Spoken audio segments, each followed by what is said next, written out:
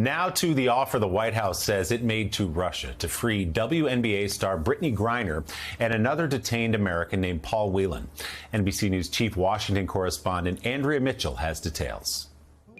Secretary of State Antony Blinken going public about what he calls a substantial proposal for the release of WNBA star Brittney Griner and American businessman Paul Whelan. In the coming days, I expect to speak with Russian Foreign Minister Lavrov for the first time since the war began. I plan to raise an issue that's a top priority for us: the release of Americans Paul Whelan and Brittney Griner, who've been wrongfully detained and must be allowed to come home. The deal, according to two sources familiar with it, involves the U.S. trading Putin crony Viktor Bout, an arms dealer known as the Merchant of Death for the two Americans. The sources also saying the decision was made with President Biden's blessing, despite objections from the Justice Department. Foremost in his mind is getting these Americans home, but also making sure that our own national security is preserved, and clearly that we're not encouraging hostage-taking in the future. On Wednesday, Griner testified while caged in a court in a Moscow suburb that she hadn't realized cannabis oil prescribed in the U.S. was in her luggage, leading to her arrest 5 months ago at a Russian airport. I was in a rush packing.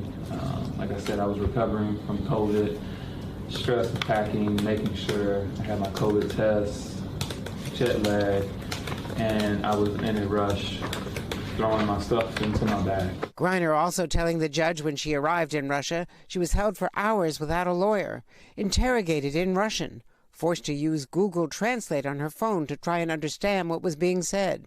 She also says she signed documents without knowing what she was signing. No, my rights were never read to me. No one explained any of it to me.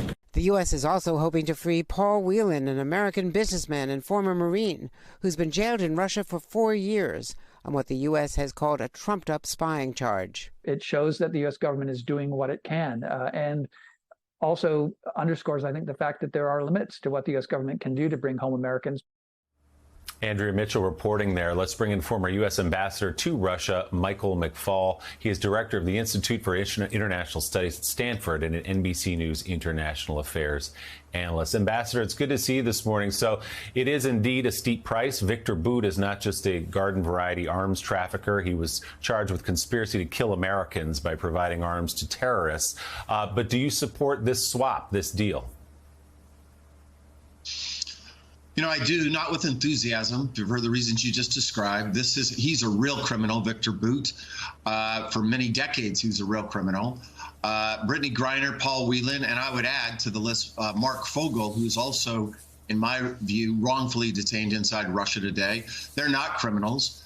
But you have to make these decisions about whether we're serving American interests to do the deal or not. And on balance, I think this does serve American national interests. I just hope we get all the Americans out, not just two. This guy's a bad guy. Let's get 3 innocent Americans out for one guilty Russian. So, Ambassador, just as a practical question now, how does this work? We just heard Secretary of State Blinken say he's going to reach out to Foreign Minister Lavrov. The two have not spoken since the war, since the Russian invasion of Ukraine.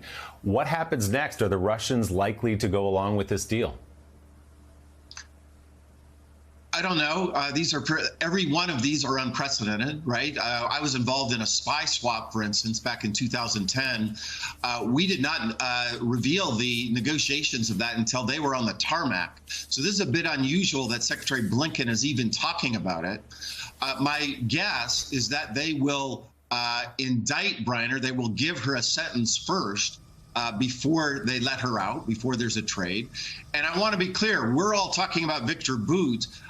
The Americans so far, the State Department and Secretary Blinken have not talked about him. So we should be careful in presuming that we know this deal has already been consummated. Michael, how much is the war in Ukraine and whatever leverage the Russians might want to have over the U.S. when it comes to the war in Ukraine complicating all of this? You referred to a previous spy swap that you were involved in. This, I'm assuming, is even more sensitive and tricky because of what is happening in Ukraine and the U.S. role in supplying the Ukrainians. How are the two tied together and how might that shake out? That's exactly right. when we did that spy swap back in 2010, U.S.-Russian relations were in a much better place. And I would say those created the permissive conditions to get that deal done. Having said that, I want to remind everybody it was very controversial in our own government. The Department of Justice was not enthusiastic about giving these criminals up for alleged spies inside Russia. And by the way, it wasn't symmetric. We gave up a dozen Russians for 4 Russians.